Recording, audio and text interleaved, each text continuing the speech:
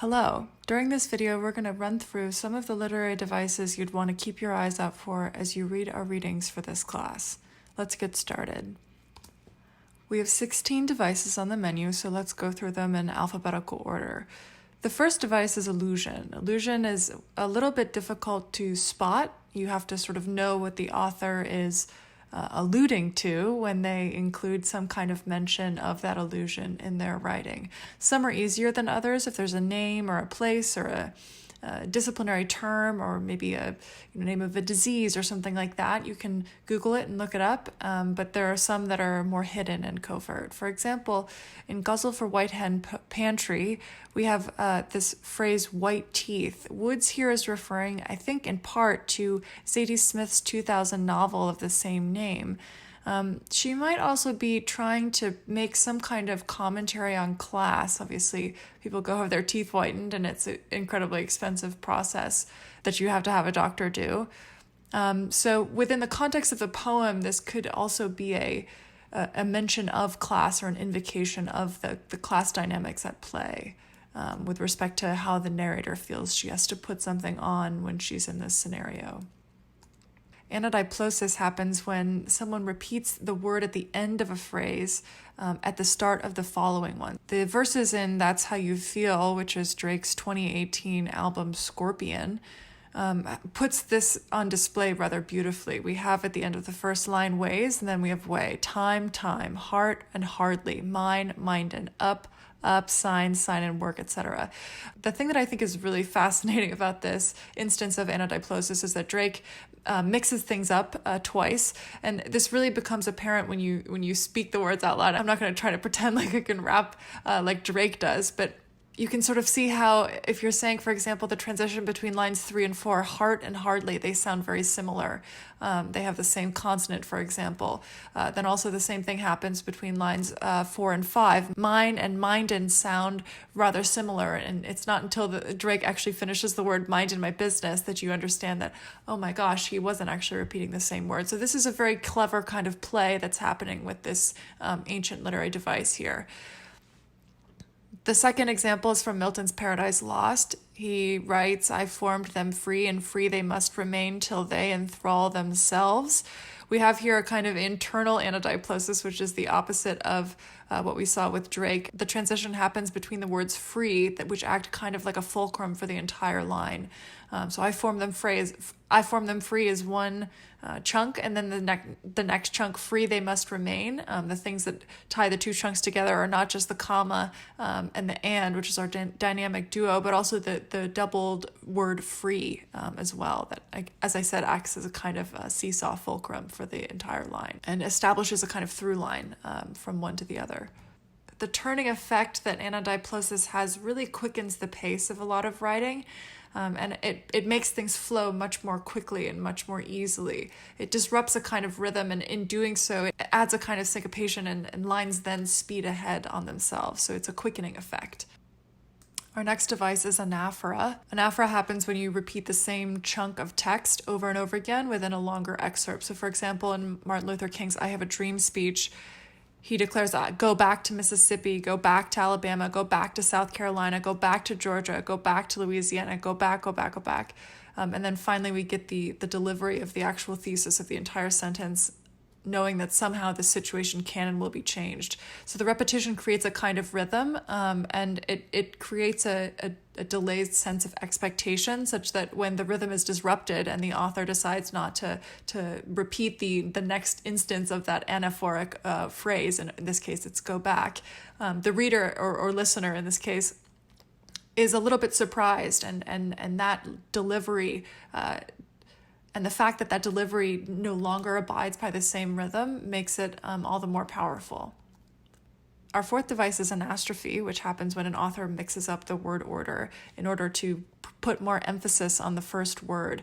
Langston Hughes was a real master of Anastrophe. Here we have two poems, both titled Harlem. The first instance, I'm sure you've heard this line, what happens to a dream deferred? We have dream and then deferred. In English, the usual word variation with a noun that's modified by an adjective is that the adjective comes first and then the noun. So the normal word sentence would be what happens to a deferred dream. But the fact that Hughes literally defers the word deferred creates a kind of doubled effect. So the form is mirroring the content of that anastrophic deferral, if you will. In the next excerpt, here on the edge of hell stands Harlem, we have a disrupted sentence structure. So if we do our sort of classic diagramming, we realize that Harlem is the subject. Let's do the whole thing so we can really get a better feel for how exactly Hughes is using Anastrophe here to make the entire scenario feel much more precarious. Again, Harlem must then be the subject. Stands obviously is our verb, rather classically, and then here on the edge of hell is the object of that verb stands. But again, in the excerpt, we have the subject which comes at the very end. It's hanging on almost, and we get the predicate before we get the actual subject, so it's teetering on the edge, if you will. Next, we have Aposiopesis. This is a personal favorite of mine, not just because there's some really wonderful instances of it in everyday life, but also because it's an extremely versatile device. The best clue that you're dealing with something that's slightly aposiopetic is that you have an M dash. Jasmine Masters and of course, is the example that I have always been giving for Aposiopesis. In part, again, because we have that M dash, it's really beautifully inserted there. And it always indicates a kind of departure. It's an intensifier, if you will. So when you break off and don't even finish the thought, it's almost doubly intense. We next have an Anastrophe. Hi, editing, Jen here. Clearly I did not say apostrophe, I said Anastrophe. So for the entirety of the slide, just pretend I'm saying apostrophe and not Anastrophe. Sorry about that. Ooh. Which is when a speaker addresses something that's not there. If you think about a stage and how a stage happens, maybe there's an actor on stage who's addressing someone who's off stage. That's anastrophic. The speaker, when they're doing an anastrophe, turns away from whatever actual individual or audience that is right in front of them and addresses again a different destination, if you will. So again, that different destination can be an animate object or an abstraction. In this case, in John Donne's Sonnet 10, we have death. Be not proud. He's saying, hey, death, don't be proud. Don't die, poor death. Donne's speaker here is addressing death directly and doing so in the imperative mood. It's a command, in other words. The next example that we have is a little bit more recent. It's from Billy Collins' 1995. It's from a 1995 Billy Collins poem, O Stranger of the Future, O Inconceivable Being. Again, we're having a direct address here, O Stranger of the Future. Collins' narrator is speaking directly to that stranger. One of the tip-offs that you know you're dealing with an anastrophe sometimes is that there's an exclamation. In this case, our exclamation is O. Sometimes it's spelled with just an O, or sometimes it's also OH. It just depends. That's a good clue that you're dealing with something anastrophic. Next, we have Asyndeton, or Asyndeton, depends on how you would want to pronounce it. It's just when the author omits conjunctions between clauses or words, or doesn't include the requisite punctuation that is necessary to make the sentence abide by received grammatical traditions. In this case, we have a 1995 poem called Without, provinces that invade, bomb, shoot, shell, execute, rape, retreat, and attack, etc. In this case, the words are bound together only by the fact of their immediate adjacency to one another. We're missing the transitional commas that go between each of the words that indicate that you're dealing with some kind of list. Asyndeton often means that we quicken the way we move through things, and the literary effect is not just that the pacing gets a little disrupted, it's also that you're not getting the breathing room, so to speak, or the visual seeing room between each word that you're used to. So the author denies you that privilege of having the luxury of those commas, which add a kind of padding and make it easily digestible. Asyndeton is pretty easy to spot just because there's no punctuation and or no conjunctions that are required. Caesura is when an author stops a line in the middle of it. It's unexpected, and it definitely punctuates, not just because of the fact that there's a period, but also because it messes up the pacing and the visual structure of the actual line arrangement itself. You can have a period, that's a sort of classic Caesura. A semicolon also kind of works. If you really want to be emphatic, however, you can include an M dash in the middle of your line or your thought or something like that. And that's also a break and a pause. And it's a grammatical boundary if we're using the definition. Of course, if there's an M dash, you always have to think about, is there Aposiopesis?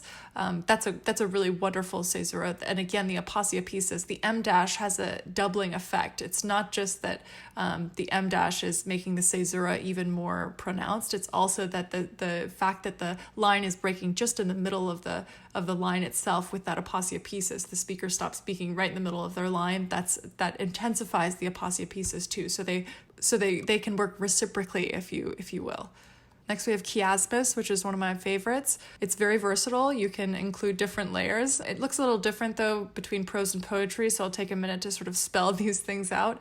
Chiasmus in ancient Greek means a diagonal arrangement, but you really only see that with the poetical variation, so I'll spell out what the prose looks like too.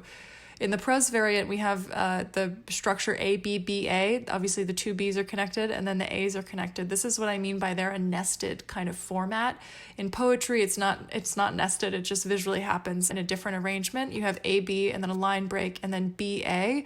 If you connect the A's and then connect the B's, you get an X, and that's why the Greeks called it that diagonal arrangement. They wrote mostly poetry, or at least applied this device or identified it in their poetry. So that's why we get that X format. That's also a good way, by the way, to remember what exactly this device is by thinking about the Greek letter chi or chi, whatever that X is. You can think of that cross structure too. We see this in Snoop Dogg's Gin and Juice, with my mind on my money and my money on my mind. We have mine as the A format and money as the B format. They form a very nice little cross if you write on the example. Kennedy's inaugural address has really wonderful instances of chiasmus. You're probably familiar with a more complex variant, ask not what your country, blah, blah, blah. Here's a more straightforward one that illustrates the prose structure a little bit more clearly. Let us never negotiate at a fear, so negotiate is the A, and then we have two fears, B, B, and then we have negotiate at the very end, an A. If you put it all in one line, I clearly didn't format this PowerPoint very well. You'd see that we have this nested structure that I mentioned earlier. A, B, B, A, negotiate, fear, fear, negotiate. Next we have Enjambment, which is another favorite of mine just because it can be so coy and charming. We have an example here from Eliot's The Wasteland. Enjambment happens when the line doesn't end when it should. It ends before it should or after it should. So the end of the preceding line continues its way in the following line, almost as if there's an unnatural break between the two. So in this case, we have breeding lilacs. That's the whole phrase, but it's broken up. Mixing memory and desire, that's broken up. Stirring dull roots, that's broken up. Covering earth, etc., etc. So it has a kind of arrhythmic effect. It asks the reader to do a little bit more work and often means that you, as a reader, are going back to read the last word of the previous line. It breaks up the pace. Compare this, for example, to Anadiplosis, which we mentioned earlier. Anadiplosis is, if you'll recall from a few moments ago, when the word at the end of the first line is duplicated in the first word of the second line. So this is a variant of the same thing. They're similar structures, but just don't get them confused. I always remember them based on the idea that the J in Enjambment has a kind of curve at the end, which means it's like broken off, if you will. I don't know if that's a useful device for you, but just food for thought. Next we have Hysteron, proteron. This is kind of a deep cut literary device, probably the most boutique one in this list. Hysteron, proteron just simply means the disorder of time or logical progression within a poem or a line or that kind of thing. A common example is put on your shoes and socks. Obviously, you have to put your socks on before you put your shoes on. To cite a slightly older example, my dame that bred me up and bare me in her womb. This is from 1589, identified example of this device. Obviously, in order to breed someone and raise them, you have to birth them first. So to say that you raised them or bred them before you birthed them, that's a mixing up of time and logic. I remember this device by thinking of its Greek roots, protos, which means first. In this case, the name of the actual device actually comes second. So the word first is put into second place, which is ironic in itself, but also it's disruptive and it duplicates the very device that it's naming. Next we have Litotes or Litotes. I say Litotes just because it's easier. I, to be frank with you, just pulled this screenshot off of Wikipedia just because it's so instructive. Some of the most common instances of this are deliberate understatements. So for example, if you say something is not okay, that means it's really completely unacceptable. Similarly, if you say something's not trivial, that means it's actually much more complex than you originally thought. In order to create the example of Litotes, the author has to put in a little bit of effort just to play some verbal chess. And then that also demands a similar kind of effort from the reader who has to pause after they've read something or or have just heard it and have to say to themselves, okay, let me unscramble all of this and see what the actual meaning of the phrase is if I were to unscramble everything.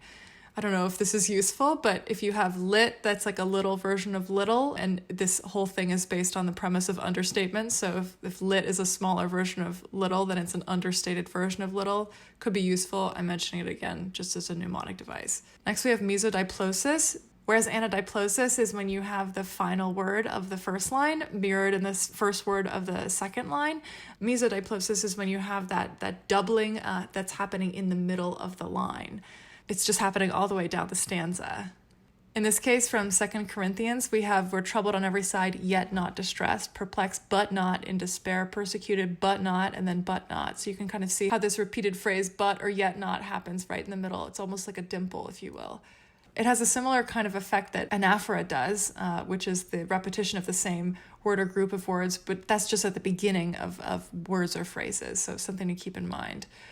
Metonymy is a tricky one because it's often confused with synecdoche, which we'll get to in just a moment. Metonymy is a pretty common device. You name something or refer to it by describing one of its attributes. So a famous example is when Swigert says, Houston, we've had a problem. Obviously, mission control is not Houston. The two are not equivalent or synonymous or identical. But Houston is a kind of attribute of mission control such that it's located in Houston and it has a Houston address and all of that. So Swigert was here referring to mission control by referring to the city in which it was located. A few other common examples: the pen is mightier than the sword. Obviously, for the idea to be more powerful than warfare, which is what the phrase is suggesting. The pen has to write these ideas down. So one of the attributes of the idea is that they've been written with a pen, and that's how the pen is serving here. That's a little bit inelegant of a metonymy. That's a little inelegant of an instance of metonymy. So I think the example of Suits, which is the title of that TV show that Meghan Markle used to be in, but also is a good TV show. Suits is a better example. It acts in kind of two ways. First is that lawyers wear a lot of suits, so saying, oh yeah, all the suits are coming, as a way to refer to all of the lawyers who are about to come is a way of referring to the lawyers by describing one of their attributes, which is the suit that they wear. The second meaning that it's metonymous, if you will, is that the Suits is a television show depicting a bunch of lawsuits. So by referring to the television show as a whole, using one of its features, right, or its attributes, or the things that it's putting on display, this is a second kind of metonymic implication of the title of the show itself. Second to last, we have Polysyndeton. This is when you have too many conjunctions. Compare this, of course, to Asyndeton, which is when you neglect to include conjunctions. Polysyndeton obviously slows everything down because you, instead of having commas, which allow you to just move on to the next word, money, power, segregation, sarcasm, you have something like money and power and segregation and sarcasm. So it takes the speaker longer to get through it, and it takes the reader longer to process everything that's being said. It has a kind of slowing effect. Again, remember, whereas Asyndeton has that quickening, pace quickening effect. Finally, we have synecdoche. Synecdoche happens when you refer to an object by naming one of its smaller parts. Differentiating between synecdoche and metonymy is a little difficult, so I'd really encourage you to just Google examples of synecdoche versus metonymy to help straighten out in your mind the difference between the two things. There's quite a few quizzes online that are already made up that I would encourage you to peruse if you feel like you need a little bit more help. Anyway, synecdoche, again, is a representation of a whole by reference to one of its parts. So, for example, in Shelley's Ozymandias, the speaker of the poem is referring to the sculptor by saying the hand. The speaker is just saying that the sculptor did the sculptures dirty by not sculpting them well. In this case, Shelley is saying the hand when he really just means to refer to the entire sculptor. Pardon my terrible drawing, which looks more like coral than a hand. You kind of get the point, though. The hand is a part of the sculptor. Even if Shelley's just referring to the hand, he means the entire sculptor. Here are a few other common examples. Pete my new wheels. Wheels are a part of a car, so saying Pete my new wheels is like, check out my new car. You're referring to the entire car by referring to one of its wheels. That's an instance of synecdoche. We have another more tenuous example, insofar as bread is a kind of sustenance. Saying for the phrase, let's get this bread, is kind of like saying, let's get a way to acquire this sustenance. Bread is obviously one of the things that you can buy when you go to the grocery stores. Saying, let's get this bread has a double meaning. Obviously, if you're walking to the grocery store, it's a literal meaning, let's get this bread. But if you're referring to how you need to go to work really quickly or right now, then this would be an indirect synecdoche, if you will, because again, bread can be one of the things that's on your grocery list receipt. Probably the best example and the easiest to understand is thinking about glasses. When you talk about glasses, which is just the thing like spectacles, the thing that you wear on your face if you can't see properly, as glasses, you're actually not referring to the entire unit itself. You're just referring to those two glass lenses that are in the glasses. So when you say, oh, get me my glasses, that's synecdoche every time you say it. Now, the term glasses has been received and said so much. The synecdoche is so well ingrained, in other words, in the language, such that the word glasses now just means the entire unit. But you can see how meaning slips between one of these parts and then into the whole. A way to remember what synecdoche is and also how to say it is by thinking of this car example. Referring to a car by talking about its wheels is a very common thing. Cars obviously need keys, so at the end of synecdoche is the key. You can associate it with that car wheels kind of thing. Maybe that'll help the device stick in your mind a little bit better. As I mentioned, you're going to want to watch out for signs that you're dealing with an instance of metonymy and not synecdoche, and vice versa. They're very similar devices, so I would be on the lookout for them. If you need any help, I would just Google what I've Googled here, which is, synecdoche versus metonymy quiz, or, vice versa, and you should pull up some exercises and that kind of thing. Again, thinking about the key part of synecdoche, and then key is part of a car, that could help clue you in to the difference between the two if you're in a grammar emergency. I hope you enjoyed this extremely brisk overview of all of these literary devices that I think you should be on the lookout for. As you read and as you go about your daily lives, I'm sure you'll think of all of these different kinds of verbal chess that I've been referring to. Hopefully this has been instructive, and the writing on the words has helped illuminate some of these devices for you. I would encourage you, if you have a printer at home, to print out whatever you're reading so you can do the same kind of scratch marginalia that I've done here. That'll make the devices a little bit more apparent. That's all I have for now. I hope you have a good day.